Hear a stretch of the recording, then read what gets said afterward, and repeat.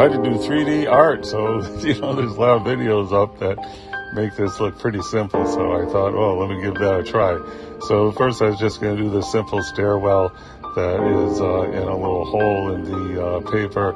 And that, it did not look immediately like a 3D art hole in the paper, and I was folding around, and I thought, that was a little bit, but it doesn't quite look right, so I tried this one, and that one is a little better, but anyway, so now I found a reference source by vamossart, that's vamossart, on YouTube, and so I tried his little idea, and he had a blue sky up in that window. I decided I wanted to paint an eyeball there just for interest.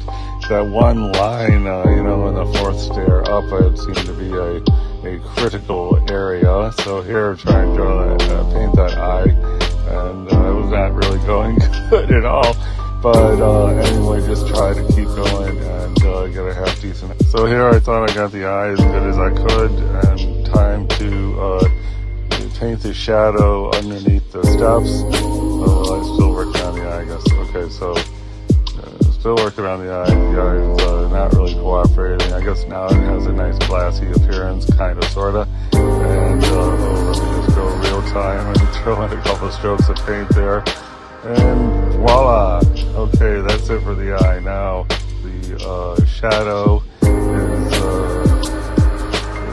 is, it looks like a critical juncture there is where you pull it. I put that metal thing on there, try to fold it, and here we go. Now we're trying to make it look like the 3D art, and I guess that's kind of it, right? So then I tried it in a lot of different poses to, see if I had achieved the 3D look.